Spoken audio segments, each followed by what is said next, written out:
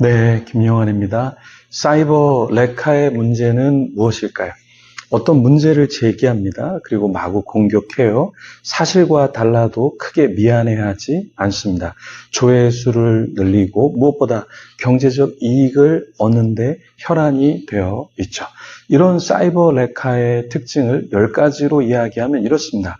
첫째, 책망받을 점이 있다. 두 번째, 고집이 세다. 세 번째, 급히 분을 낸다. 네 번째, 술을 잘 마신다. 다섯 번째, 구타도 한다. 여섯 번째, 더러운 이득을 탐한다. 일곱 번째, 대접받기를 즐겨한다. 선행을 기뻐하지 않는다. 신중하지 않다. 의롭고 거룩하고 절제하지 않는다. 이런 특징이 있습니다.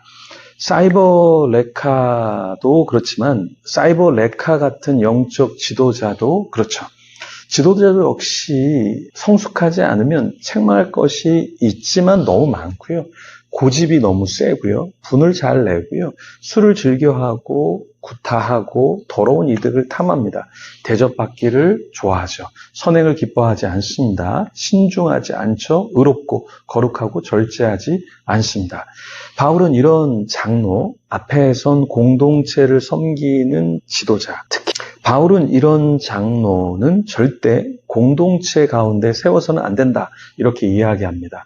오늘 본문의 그레데 섬도 타락한 곳이었는데요. 하지만 교회 공동체가 어지러웠던 이유 중 하나가 무엇이냐면 장로를 제대로 세우지 않아서였습니다.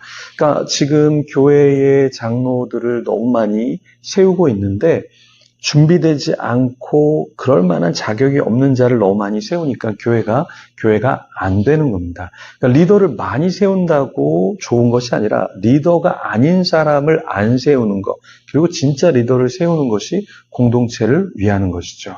그래서 한국 교회가 무너진 이유도 지도자가 아닌 사람을 지도자의 자리에 앉혀놨기 때문에 문제인 것이죠. 누구를 위해서 그 자리에 앉혀놨을까요? 이기적인 목적을 위해서 누군가를 앉혀놓고 어떤 섬김을 하도록 하는 것, 이것이 굉장히 큰 문제다. 자, 바울은 앞에 선 지도자의 문제에 대해서 이야기했습니다. 말씀의 가르침대로 지켜 행하지 않는 것, 이것이 굉장히 큰 문제라고 지적을 했죠. 구약의 장로, 또 신약의 장로 다 동일하지는 않죠. 구약의 장로는 나이가 많은 연장자로서 원로로서 지도자였다면 초대교회의 장로는 연령도 중요했지만 신령한 면, 그러니까 영적인 면이 있고 가르치기를 잘하는 사람, 혹은 교회를 잘 돌보는 목양을 잘하는 사람으로 두 부류로 나누어서 섬기도록 했던 것이죠. 그러니까 장로는 말씀을 가르치는 일과 치리하는 일을 잘하는 사람을 세웠는데요. 특별히 바울은 에베소 교회 장로들을 밀레도로 불러서 고별사를 전할 때 그들을 감독으로 칭했습니다. 또한 디도에게 그레데 교회의 장로를 세울 것을 권면하면서 감독이라는 칭호를 사용하도록 했습니다. 이처럼 신약 성경에는 감독이라는 단어가 5회 이상 기록이 되었는데요. 모두 장로와 동의어로 쓰였습니다. 신약 성경에는 장로의 구분이 분명하지는 않아요. 그런데 바울은 다스리는 장로와 말씀을 가르치는 장로를 구분했습니다. 디도서 1장 5절에서 11절 말씀 같이 보겠습니다. 먼저 5절에서 6절 말씀 같이 읽겠습니다. 내가 너를 그레데에 남겨둔 이유는 남은 일을 정리하고 내가 명한 대로 각성의 장로들을 세우게 하려 함이니 책망할 것이 없고 한 아내의 남편이며 방탕하다는 비난을 받거나 불순종하는 일이 없는 믿는 자녀를 둔 자라야 할지니.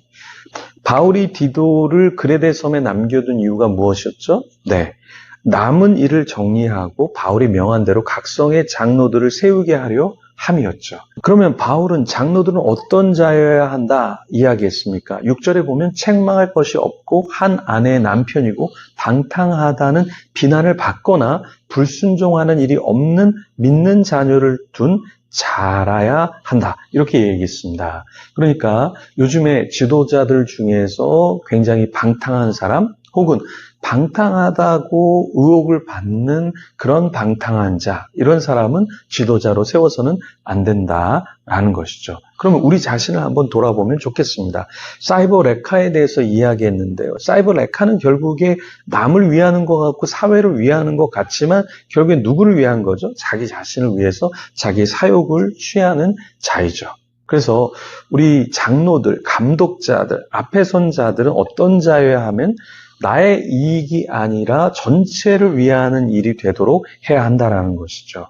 그래서 7절과 8절과 9절에 이렇게 이야기합니다. 7절, 감독은 하나님의 청지기로서 책망할 것이 없고 제 고집대로 하지 아니하며 급히 분내지 아니하며 술을 즐기지 아니하며 구타하지 아니하며 더러운 이득을 탐하지 아니하며 오직 나그네를 대접하며 선행을 좋아하며 신중하며 의로우며 거룩하며 절제하며 미쁜 말씀의 가르침을 그대로 지켜야 하리니 이는 능히 바른 교훈으로 권면하고 거슬러 말하는 자들을 책망하게 하려 함이라.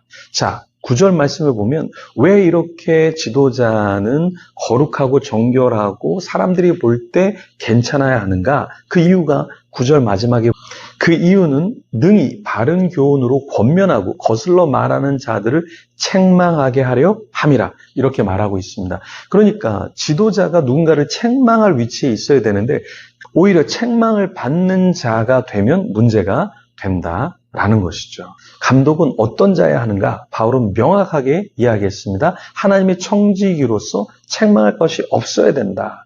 고집을 부리지 않아야 된다. 분내지 않아야 되고 그것도 급히 분내지 않아야 하고 술을 즐기지 않아야 하고 구타하지 않아야 한다. 이렇게 이야기했죠. 술을 즐기는 자, 교회 안에 장로들 중에서 술을 굉장히 즐기는 자들이 있어요. 문제가 많은 겁니다. 여러분 주위에 장로님들 중에서 술을 많이 즐기면 차라리 장로의 직분을 내려놓으라고 하세요. 그렇게 술을 좋아하면 그냥 술 장로 해라. 술을 그냥 마셔라. 그런데 대신 장로의 직분은 갖고 있지 마라. 왜? 성경에서 술을 즐기지 아니하고 얘기했잖아요. 구타하지 아니하고 얘기했잖아요. 그러니까 장로가 된다는 것, 감독이 된다는 것은 모든 사람들이 볼 때 교회 안에 있는 사람뿐만 아니라 교회 밖에 있는 사람들도 야 장로가 술을 마셔 저 믿는 사람들 저게 뭐야 이렇게 교회 흉이 되도록 하는 것은 안 좋다라는 거예요. 제가 예전에 청년부를 섬기는데 교회 장로님이 늘 이렇게 술에 쩌들어 있어요. 저는 청년들에게 술을 마시면 안 됩니다. 여러분 세상에서 우리가 그리스도인 것을 증거하는 하나의 방편이 술을 마시지 않고 우리가 정직한 것이 우리가 하나님 아버지의 자녀인 것을 드러내는 것입니다. 이렇게 얘기하는데 교회 장로님이 계속해서 예배 시간에 술에 취해 있고 얼굴이 빨가고 이게 굉장히 문제가 됩니다. 그래서 초대교회 리더십뿐만 아니라 오늘날도 마찬가지로 우리가 교회에서 공동체를 섬길 때 굉장히 지도자로서 자격을 갖춰야 한다라는 것입니다. 네, 여러분은 어떻습니까? 여러분은 하나님 보시기에 공동체에서 여러분을 볼 때 어떤 모습으로 살아가고 있습니까? 정말 하나님의 사람이라고 하는데 물질에 매여 있고 술에 매여 있고 중독에 매여 있고 우울에 매여 있고 상처에 매여 있다면 이제 그리스도 안에서 더 기도하는 가운데 우리 자신을 하나님께 올려드리고 많은 사람의 우려하는 그런 존재가 아니라 많은 사람들의 칭찬, 많은 사람들을 이끄는 자, 그런 자가 되기를 소망합니다. 우리 기도하면서 그런 자가 되도록 개인적으로 하나님 앞에 기도하며 나아가겠습니다.